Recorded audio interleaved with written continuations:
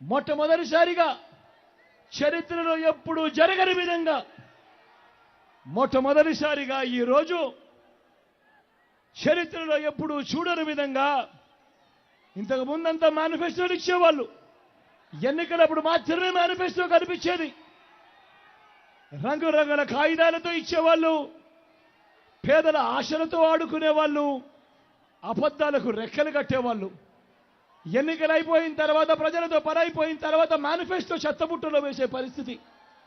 మొట్టమొదటిసారిగా ఈ 59 నెలల కాలంలో మీ బిడ్డ అధికారంలోకి వచ్చిన తర్వాత మొట్టమొదటిసారిగా విశ్వసనీయత అన్న పదానికి మీ బిడ్డ అర్థం చెబుతూ ఎన్నికల ప్రణాళికలో చెప్పినవి ఏకంగా 99% హామీలను అమలు చేసి ఆ మేనిఫెస్టోను మొట్టమొదటిసారిగా అక్క చెల్లెమ్మలకు పంపించి, అక్క మీరే టిక్కు పెట్టండి మీ బిడ్డ పాలనలో ఏం జరిగింది అని ఆ అక్క చెల్లెమ్మల చిరునవ్వుల మధ్య వాళ్ళ ఆశీస్సులు తీసుకుంటా ఉన్న సాంప్రదాయం మొట్టమొదటిసారిగా ఈ 59 నెలల కాలంలోనే జరిగింది అని చెప్పడానికి గర్వపడతా ఉన్నాడు మీ బిడ్డ అని సందర్భంగా తెలియజేస్తా ఉన్నా.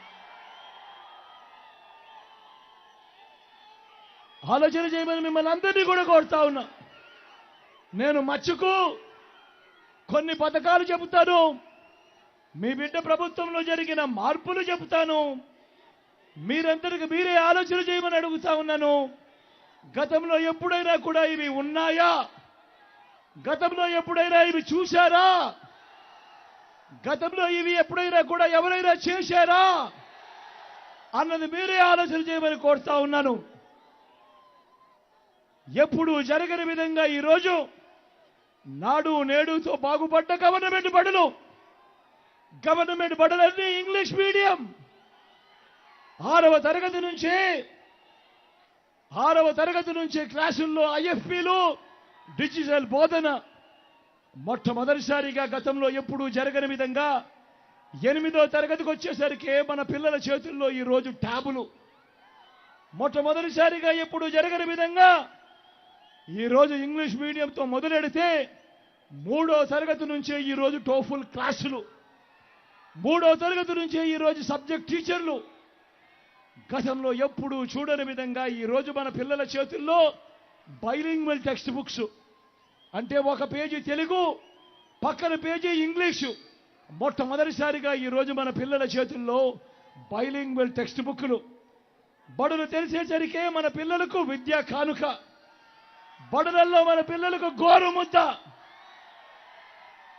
తల్లులను ప్రోత్సహిస్తూ ఆ పిల్లలను బడికి పంపితే చాలు ఆ తల్లులను ప్రోత్సహిస్తూ గతంలో ఎప్పుడూ జరగని విధంగా ఓ అమ్మఒడి అనే కార్యక్రమం ఆ తల్లులకు ఇస్తూ మొట్టమొదటిసారిగా పెద్ద చదువులకు ఏ తల్లి ఏ తండ్రి కూడా అప్పుల పాలు కాకూడదు అని ఈరోజు రాష్ట్రంలో చదువుతా ఉన్న పిల్లలు, ఇంజనీరింగ్ చదువుతా ఉన్న పిల్లలు, డాక్టర్ కోర్సులు చదువుతా ఉన్న పిల్లలు, డిగ్రీలు చదువుతా ఉన్న పిల్లలు ఈరోజు మన రాష్ట్రంలో ఏకంగా 93% మంది మన పిల్లలకు ఈరోజు అప్పులు పాలయ్యే పరిస్థితి లేకుండా పూర్తి ఫీజులతో ఈరోజు వాళ్ళందరికీ కూడా జగనన్న విద్యా దీవెన, జగనన్న వసతి దీవెన.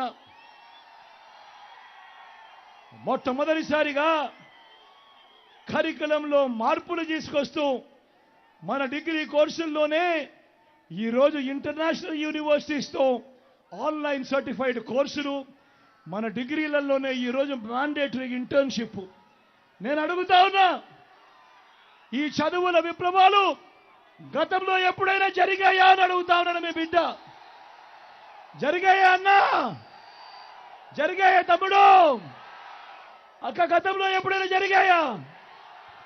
గతంలో ఎప్పుడైనా జరిగాయా అక్క? జరిగాయా తమ్ముడు?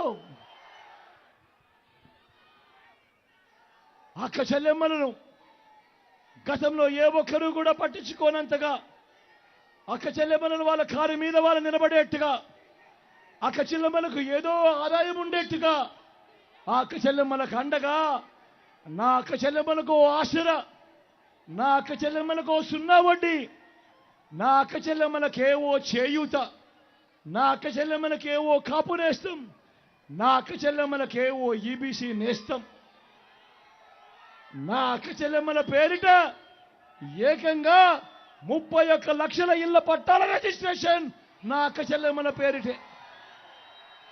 అందులో కడతా ఉన్నా ఏకంగా 22 లక్షల ఇల్లు నా అక్క చెల్లెమ్మల పేరిటే. నేను అడుగుతా ఉన్నా, ఇంతగా అక్క చెల్లెమ్మల మీద ఆప్యాయత చూపిస్తూ నా అక్క చెల్లెమ్మల కాళ్ళ మీద నిలబడేట్టుగా చేస్తూ ఇంతగా అక్క చెల్లెమ్మల కోసం తాపత్రయపడిన ప్రభుత్వం గతంలో ఎప్పుడైనా చూశారా అని అడుగుతా ఉన్నాను. మీ బిడ్డ జరిగిందే అన్నా? అక్క గతంలో జరిగిందా? చెల్లెమ్మ గతంలో జరిగిందా? అన్న గతంలో ఎప్పుడైనా జరిగిందా? అక్క గతంలో ఎప్పుడైనా చూశారా? గతంలో ఎప్పుడూ జరగని విధంగా